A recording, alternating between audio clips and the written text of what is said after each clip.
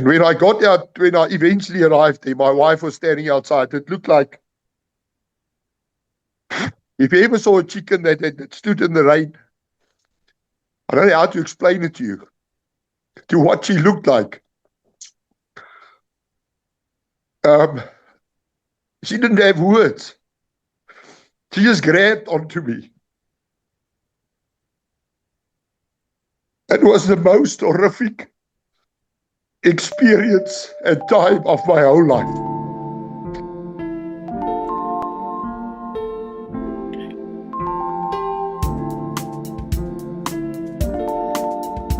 South Africans live with a great deal of exceptional violence. Exceptional violence. My guest is a farmer who I've never met before, who made contact with me through a previous guest of mine, Juanita Swanepoel, the wife of a farmer who courageously fought off 16 attackers who attacked their farm in the Free State in 2021. She was a woman alone, whilst her husband laid in a coma in a hospital during COVID, who bravely survived an attack by 16 armed men. It's an incredible story. Leon Lotz, you contacted Juanita and made it known to her that you would like to share your story with us. Welcome to the program. Thank you so much, Johan. Let me start at the beginning, where my family was murdered. I'm also training racehorses, and I'm breeding racehorses. I had a racehorse running at Johannesburg on a Saturday morning. My father-in-law had an operation, a hernia that had to be repaired. Yeah. He was farming with pigs in between Parys and Vanderbijl Park. My wife went there 2 weeks before so that she can look after the farming operation while I was like 700 kilometers away on another farm where we farmed as a family, me and my wife. I came back from horse racing Saturday afternoon, sat down at the table where my father-in-law was still in bed after this operation. At 8 o'clock that evening, my wife said to me, "Don't you rather want to go back to the farm in Kimberley? Just now they break into the house and steal our sheep." If she didn't say that to me, I would have probably not be here to tell the story today. I took my horse and my horse box and I left. I got home like 4 o'clock, 3:45 that morning in Kimberley. I was in the house for 15 minutes and then the phone rang and it was my mother-in-law.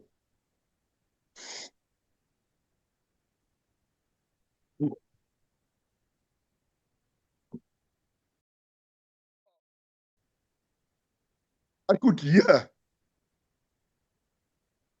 blacks screaming in the background, swearing at her, going berserk. And all my mother could get out was, "They have shot your father." And then they got the phone. I found a friend. And at that stage, I was 700 kilometers away from them. I didn't know where to go, where to run. My brains were empty of fear. So I got a hold of a friend, Wallace Tolmay, and he got a hold of the police and they went out. I didn't know where to go, where to run to. So my friend got the police, phoned me back and said they've got very bad news for me. My father has been murdered. One of my farm workers, I found him and I said to him, "Come and assist me." We call him Ouderling. He came to the house, made me some tea, packed my bags, and put me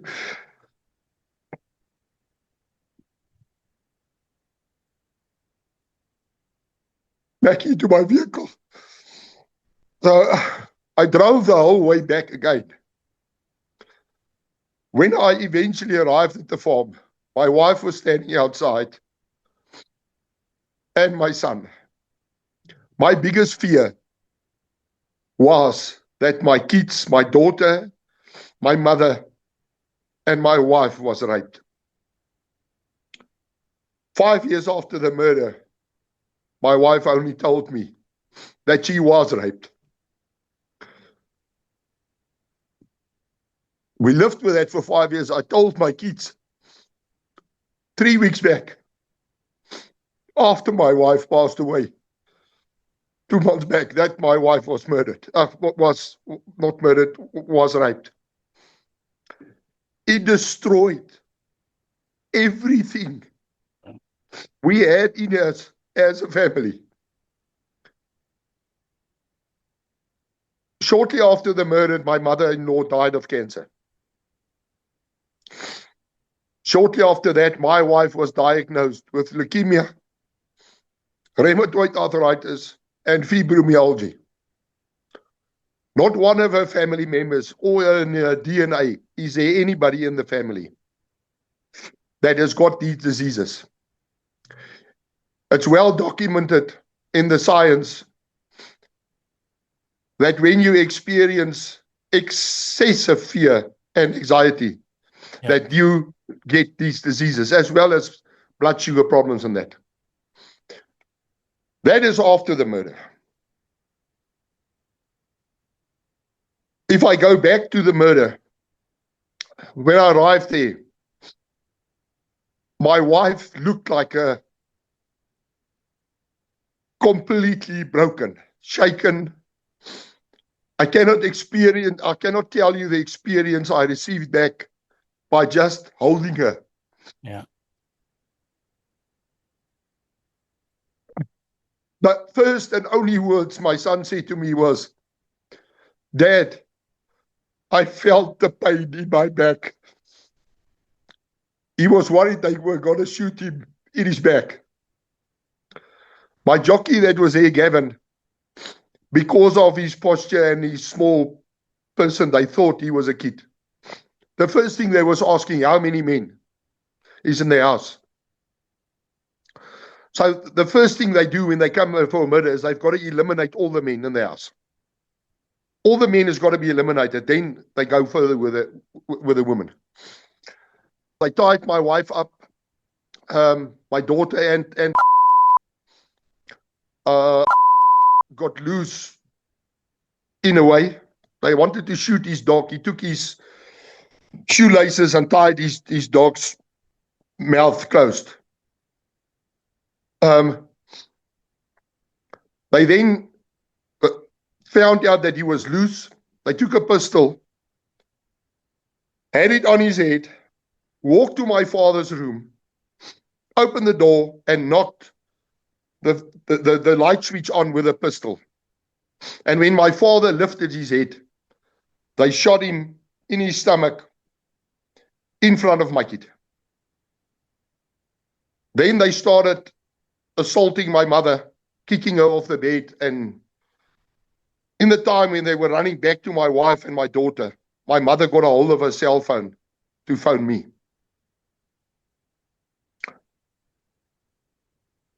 What happened in the time, if I didn't get a hold of Wallace, would have been horrific to both my daughters and whatever who was left.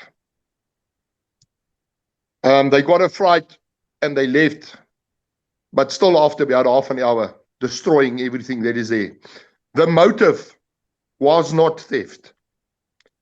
The motive was murder. They didn't steal anything except my vehicle that they took. Yeah. The vehicles they steal, they use for drag racing over weekends. Destroy them, come back and murder people again in the next weekend. That is their job. That is what they do. They rape, they murder. It's like a game. Yeah. Yeah. Do you have any idea, Leon, do you have any idea the size of the gang? You mentioned the Mozambican. I'm not sure if it's related to the same case now. So that the person that pulled the trigger that I refer back to, that they said was involved in 23 murders, tried to hijack a policeman in Meyerton near in the same area a couple of years after the murder.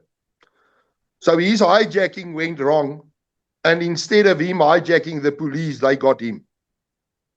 And then he told them that he murdered the old man there by the pig farm as well. So by the time we got to court, he witnessed that they were 8 together.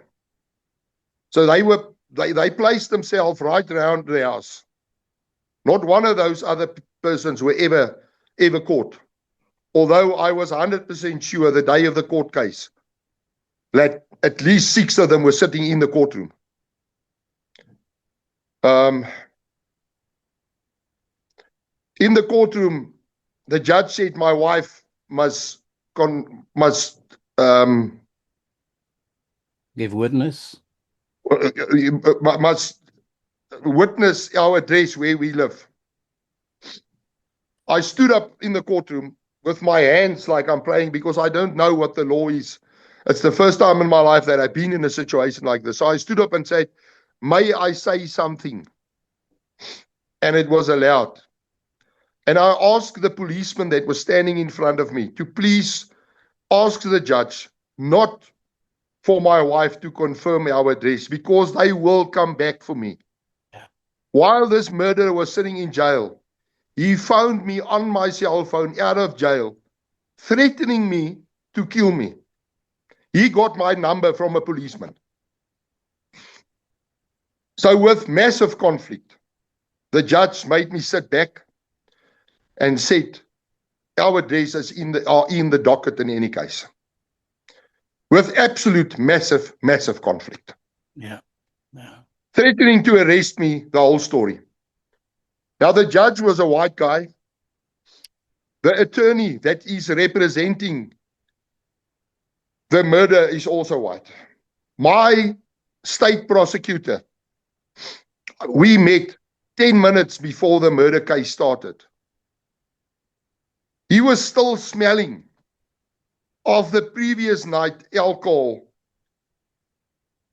and whatever he ate. He was sweating. This is the legal assistance that you've been given that I get. That you have. And the people who did this attack, they had, you said, what, white lawyers? Am I right? They get white lawyers, the best that is available. So they have good legal representation. You get a state prosecutor, and you're suggesting to me, well, not the best of all in the world.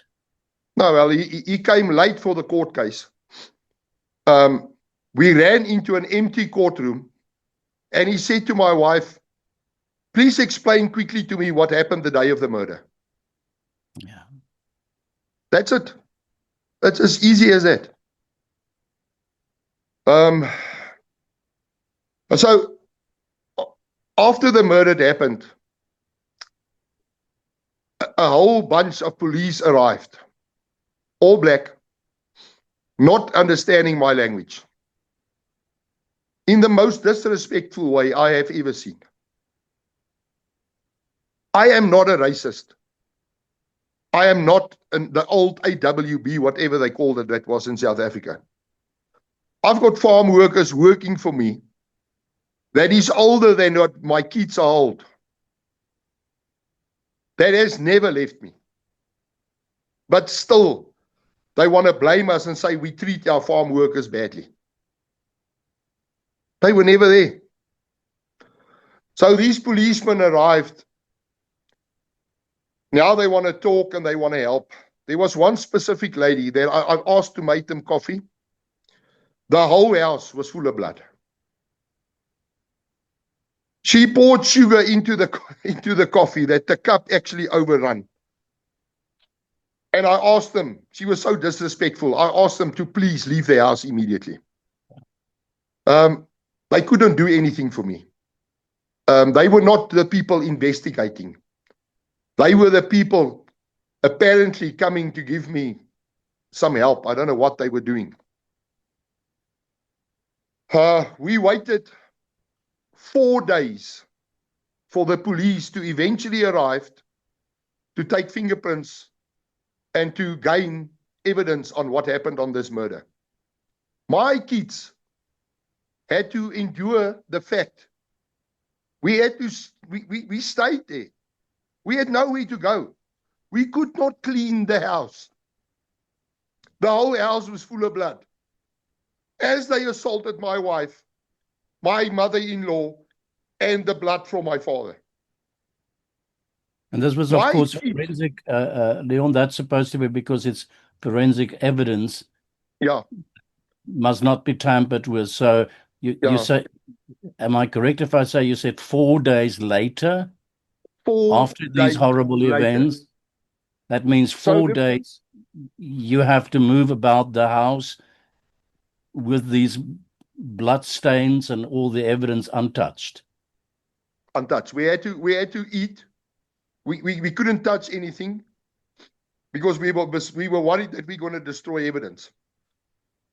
In the end, if the murder didn't hijack the policeman, the evidence would in any case be worthless. Mm-hmm. They never went anything further. Don't worry about that, Leon. Your image has disappeared, but don't worry about it. I'm sure it'll come back. You're back online again. Let me just backtrack to this. Just share with me the moments when you arrived and you saw this scene and you saw your wife. Share with me what you saw, what you experienced, what she told you, what goes on through your mind. I looked like 10 kilometers before the farm. I went through a toll gate. I've been in the military in South Africa, although I've never experienced any war or anything while I was in the military. I never ever experienced so much anxiety and fear going through that toll gate, knowing that in 10 kilometers I've got to see something that I have no knowledge about. But I knew my father-in-law was dead. And I knew because of all the other farm murders that I've heard of, that they raped the woman. At one stage, I was driving like almost 40 kilometers an hour. It took me a long time to get there. And when I eventually arrived there, my wife was standing outside. It looked like, if you ever saw a chicken that stood in the rain, I don't know how to explain it to you, to what she looked like. She didn't have words. She just grabbed onto me. It was the most horrific experience and time of my whole life. I am not a scared person by myself. There was very few things in the world as a young man that I was scared of. I did martial arts. I went into the military. There was nothing in the world that would scare me. They scared me. Yeah. The fear we've got. The other thing is, before that, we had other farm attacks where we survived. The first one we were shot at. The second one, my whole warehouse was set alight on the farm. A person wanted to sell stolen goods to me on the second one, and I reported it to police. He escaped, took revenge on me, and set my whole place alight. I lost 2 tractors. My whole barn burned down. Yeah. The first one, people arrived that wanted to buy sheep. I was with my grandfather in Bronkhorstspruit. Me and my wife, at that stage, we didn't have any children. We were not selling sheep off the farm. And my grandfather, we immediately saw that there's a problem. Within seconds, they pulled AK-47s out and started shooting at us. We were armed at that stage and we shot back. Yeah. Nothing ever happened of that. Never. We never heard anything. The police came, nothing ever happened. The second one, where they set my barn alight, the person was apprehended and he escaped from police custody. He is still at large today. They never caught him. Yeah.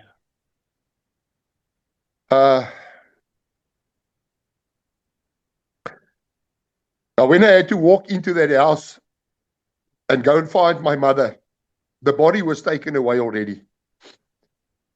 So when I walked through the back door, it was blood everywhere. My youngest little girl was, I think she was 4 years old. Yeah. She was so small that all of us thought she would never remember or know what was happened.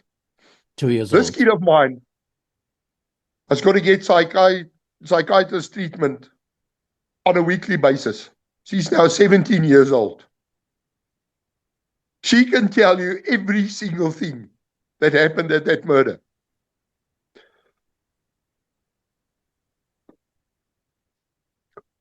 Even the fact that her mother was raped.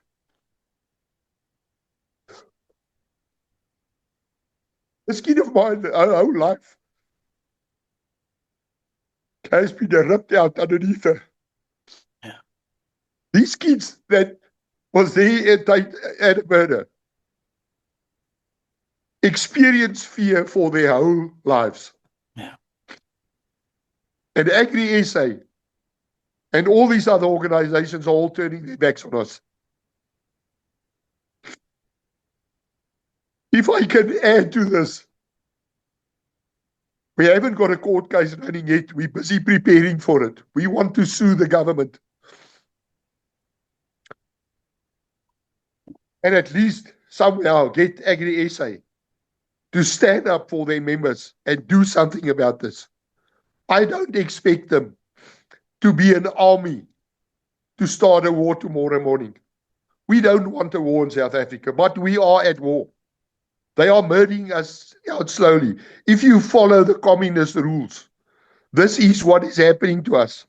Yeah. They are forcing a communist system onto us. And the only way they can do this is to humiliate us, rape our wives, rape our children, and murder us slowly but slowly. And still the people are hiding it from the whole world. Our own people are hiding it. What for? As we are preparing this and getting people together, you don't know what my phone looked like for people contacting me. I think there's about 50 people that had experienced murders. 3 of those. An old woman phoned me yesterday morning. She is 82 years old. Her son was shot in front of her and her husband. She and her husband were hijacked, put into a car, and she was raped for days. She is 82 years old. Her husband died of a heart attack, I think, if I'm correct. The other 2 women, their husbands were shot in front of them. They were hijacked. The one woman was raped for more than 4 days. As she got to a place, the murderers phoned people to say, here's a woman, come and have your way with her. She said they were biting while they were raping her. How is this possible? And then the police throw the dockets away. There is no further investigations. I'm really so sorry, Leon. It's very painful. I cannot imagine what you've gone through. I want to ask you, were there anybody, any organization or anybody who helped you, who held your hand, who supported you? Was there any Absolutely. Absolutely nobody. You are on your own. You've got to, if that is finished, then you've got to go and witness the body. So the normal state of mortuaries that was known to me in the whole South Africa, where my grandfather passed away under normal circumstances, was a respectful place that I could go to where we felt safe, where the family would go to, kids would wait outside. Now, we've got to go into these locations where the state mortuaries are. When I got there to witness the body, I have never felt racism in the way I felt there. There were nobody else to witness a body. They made me sit there for 4 hours. On top of the wall, there was a thing written in pen saying no bodies will be kept here for longer than 3 months. I was sitting there crying and I could not understand what I'm reading. Why eventually a person came chewing gum. He fell back in the chair as if he was going to sleep. And he blew this bubble. And when it burst, he said to me, "So what happened to the deceased?" In the most disrespectful way that I've ever experienced somebody talk to me.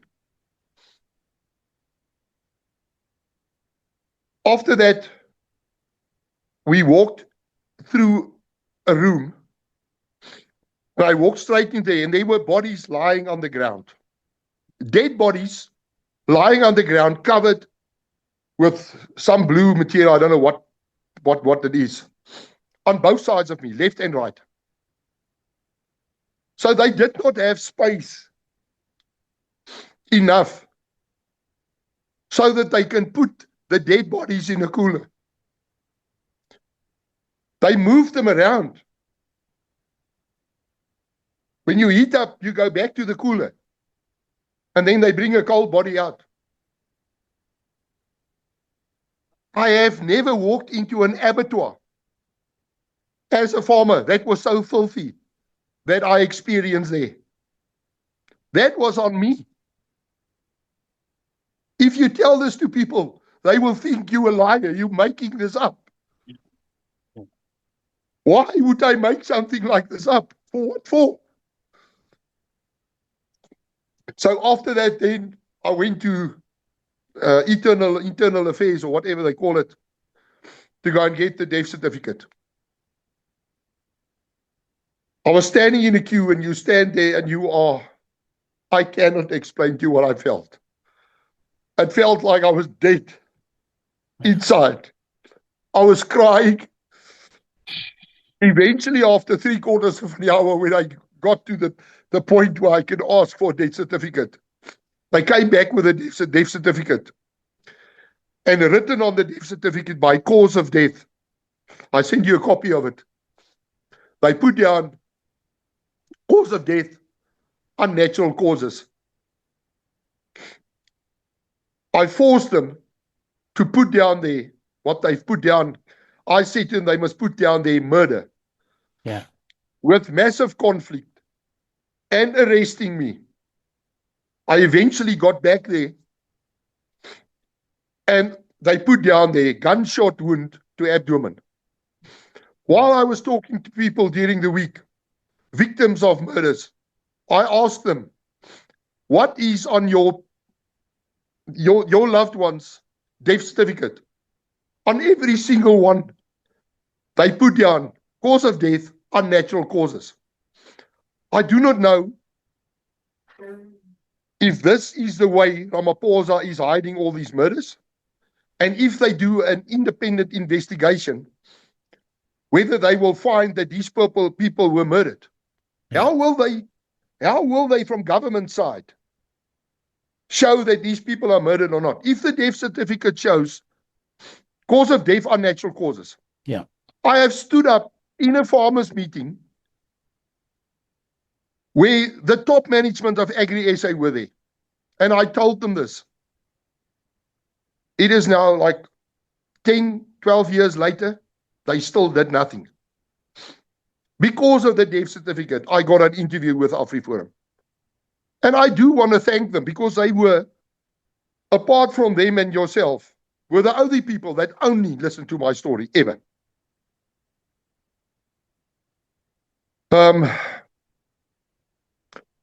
Yeah, so not one newspaper will take your story when a murder happens. Everybody hides. I mean, there is farmers walking around there, women that lost their kids, that lost their husbands, that is not on those farms anymore. They are too scared and too afraid. They cannot stay there. But surely they're going to come back again. When something like this happens, all the psychiatrists and people that are supposedly helping you, the one will say, we're praying for you. The other one will get a piece of paper out, putting a graph down and said, when you're here, you are very unhappy. When you're down at the bottom here, you might be happy, or whatever the story is. Yeah. They've got no idea what they're talking about. Yeah. They have not been there. Leon, you've carried this pain now for many years, and I hope that I hope it helps to talk about it. But I want to also, how does young Armand, how did he deal with it? How does he deal with it? Charlize, then 13 years old. Not one of my kids know that I'm doing this interview. When I contacted Billy Wesley, when I did the interview with AfriForum, the Tuesday before my wife passed away, AfriForum said they will do an interview with me. When my wife passed away on the Friday, I said, I'm not doing it anymore. My son came back to me and he said, Dad, Mom, our family was murdered twice. Mom got these diseases. And Anna, if you get those diseases, it is the most awful pain that you can ever experience living with those immune diseases. Because this is what happened to people that goes through these murders. They get these diseases. If it's not blood sugar, it is rheumatoid arthritis, fibromyalgia, and leukemia. Your immune system go haywire. One thing these murderers can do, they know how to put fear into people and into a family. Yeah. So then my son said, Dad, you can't do this. You can't not do this. You've got to do this for Mama. But you promised me, when you're done with this, we finished. We've got to move on. We've got to live. We've got to farm. I did not do that.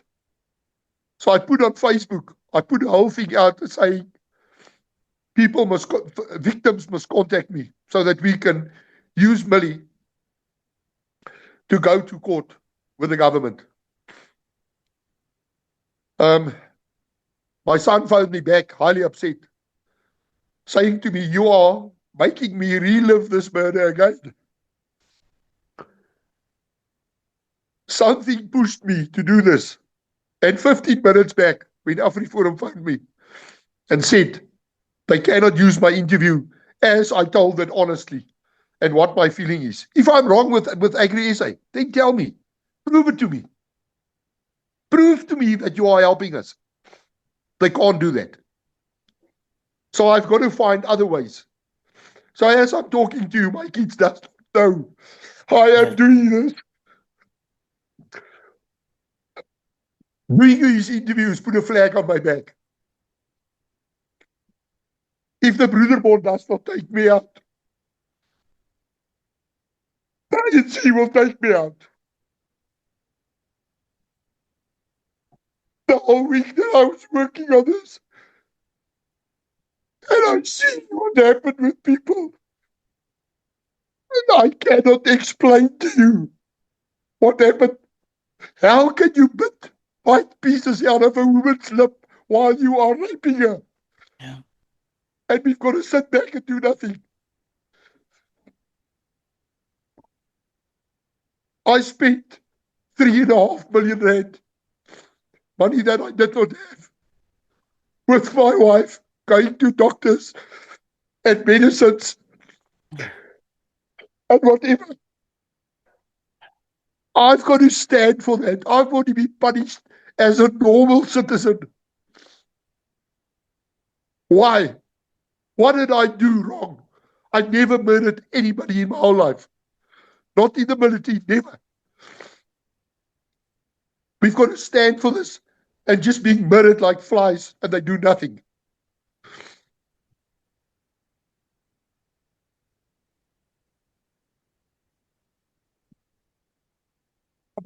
I haven't got any solution. I've got no solution. I was born here. My wife passed away now. I'm alone by myself.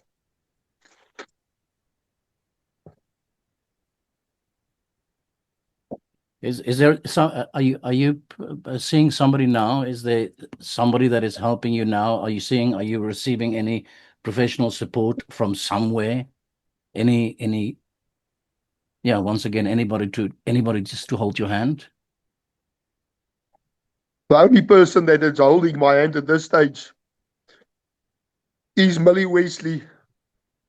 And I don't know how big the flag on her back is. Taking Julius Malema on.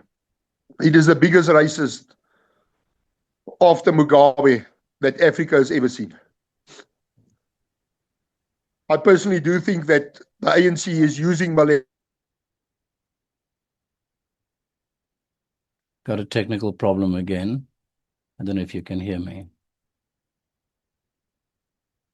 Let's just see what will happen. Okay, you're back again, I think. Leon, So I personally think it's a complete front that Malema has got his own party. Everything points to the fact that the ANC are using them.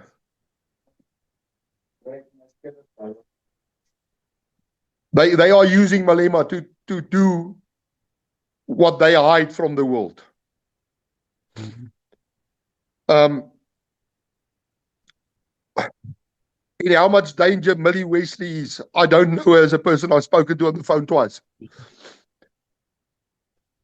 How her life must be in danger after she found him guilty of hate speech, I do not know. Yeah. I don't think he will be convicted.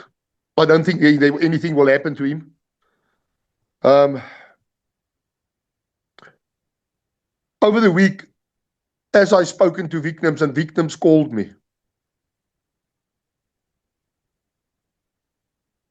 I don't think there is anybody that can hold your hand except us that went through it that can understand it.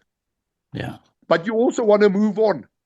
You've got to get this out of your system and forget and forgive. I don't know how I will forgive, but you've got to move on. If it happened once, only once, and it was an isolated case, I could move on and forget. But I've come through 3 attacks already. There's nothing that saves me or protect me from having another 3. We can't sleep normal. Johan Rupert said, in America, I'm sleeping with my doors open. I don't know how many security guards he's got. Yeah. He's got a farm not far away from me. But his farm doesn't look like mine. I haven't got the finances to do the security he's got. It is impossible to sleep with doors open in this country. It is impossible. Yeah. If you drive to Johannesburg, I don't know what the chances are that they will hijack you.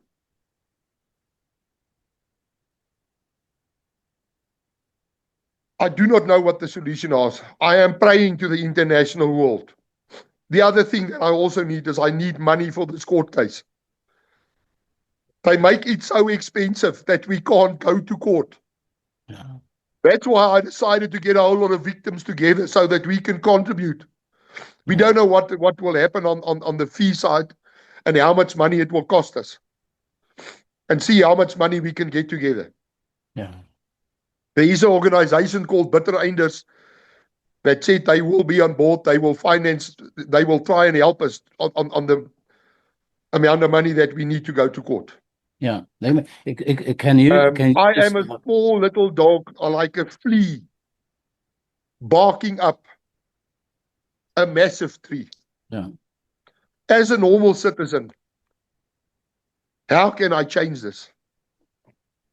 Except for being afraid for my next door neighbor, being afraid for people that will still be murdered. Yeah. It is not stopping. Leon, can you explain to me, to us, what is you taking the state to court? What is the case in short, and what are you hoping, or what are your expectations? What are you suing the state for, in other words, and what do you hope to get out of this process at the end of the day? In the Constitution, they say they will protect us. We will be safe. So we're going on that side. They are not doing it. So if you had a murder, you have got a claim against the state within 3 years. I didn't know that. So I am hoping to prove that my wife got these diseases so that I can claim money from them, because it's the only way to hurt them. I don't even want the money. I will give the money to a fund or whatever. But I've got to prove to the world that we need help. We really need help. We're in trouble. They haven't started taking our farms yet, but it's going to happen. It's coming. I never inherited a farm from my father, my grandfather. I bought the farm on my own. I shoot horses. I put money into a tin, save it so that I can buy a farm on my own. Yeah. I never stole any property from anybody in this country, as so did a lot of my fellow farmers. All we want to do in this country is produce food. Let us do our jobs. Yeah. Produce food, because we produce food for the whole of Africa.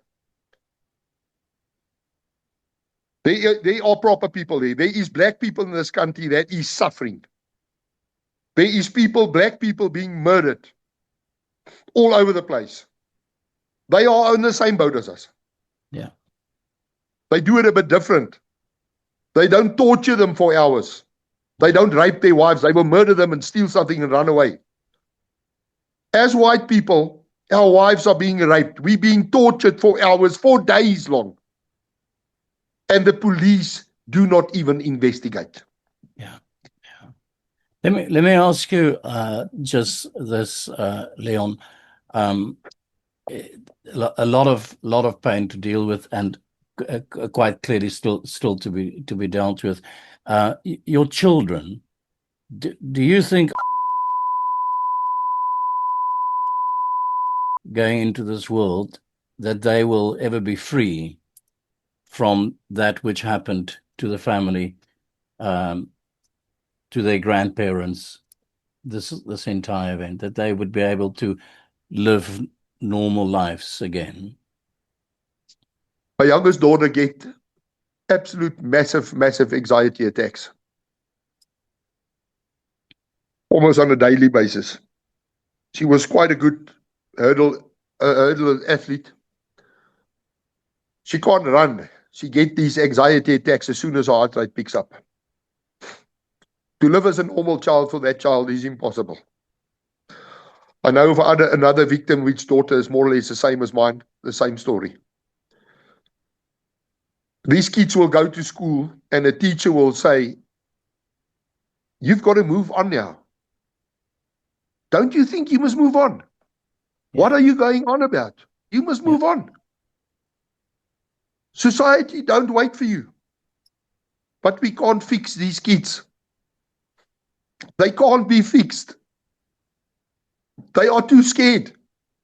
If they maybe live in an environment when they know they will not be raped growing up, or moving on forward, not being attacked somewhere, or being hijacked while they work. These kids live in constant fear. People that hasn't been through it has got no idea what it is. Yeah. They've got no idea what it is. My other daughter is she's very strong-minded. I think of the three of my kids, she's maybe off the worst. My son is, I was so afraid that my son would turn into a white wolf and start killing black people on the street. I was so scared of that. Because you cannot murder other people because your family has been murdered. But over the years, he's proven to me that he will never do that. He loves these farm workers that are black. They get along. We use black jockeys in horse racing, which are our friends. One of my jockeys, Sipho Nhlapo, is a black Zulu man. He taught my son most about a racehorse. So we're breeding and we're training racehorses. I'm not using this as an advertisement. We're doing it for ourselves for fun. This man had stayed in my house, lived with my children. We ate at the same table every morning, every evening. If it wasn't for Sipho, I do not know what would have happened. God put him on our road to look after us. There was no white man looking after me. Not Agri SA. This small black person, Sipho Nhlapo, looked after us and helped us through it. Cried with us, as did my farm workers, which are still with me. And then still they want to investigate us to see how badly we treat our laborers.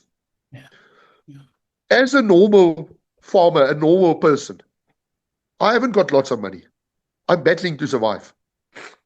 It is impossible to build a proper house for every black person in South Africa. I cannot do that. I wish in my heart I could do this and fix this problem. I can't. This government is stealing millions and millions.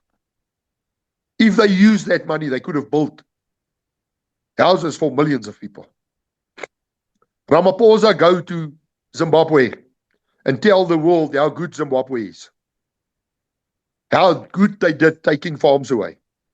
The whole of Zimbabwe is in South Africa. There's no food in Zimbabwe.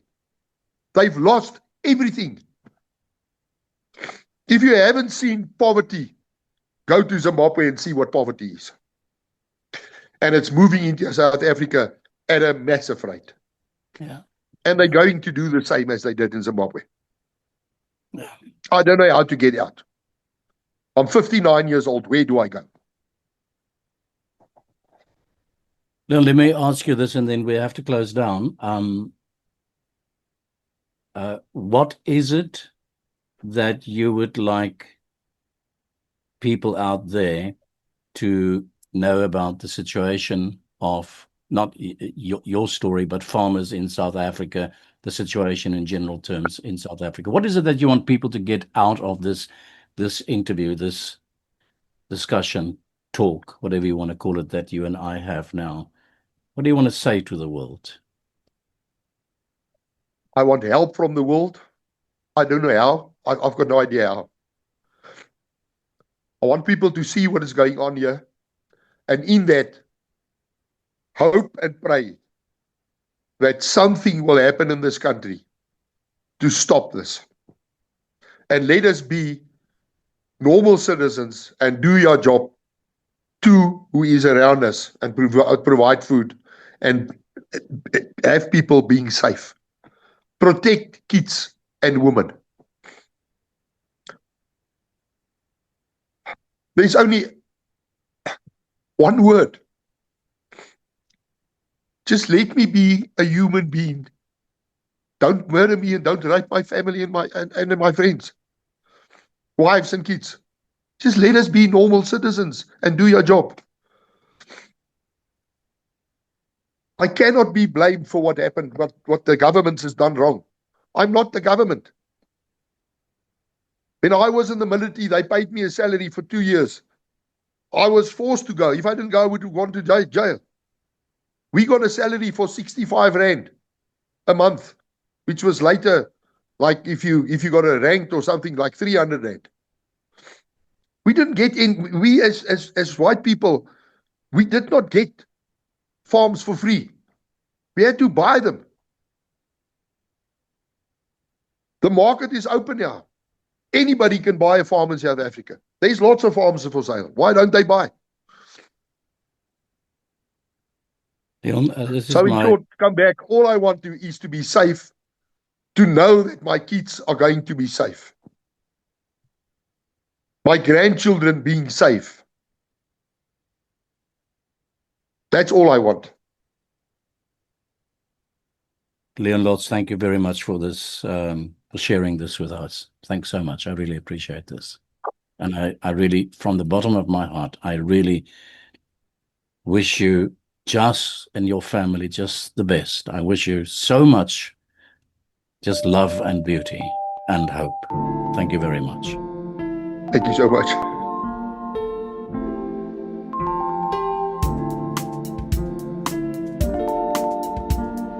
Thanks for watching. If you found value in this episode, please like, share, and subscribe to support the channel. See you next time.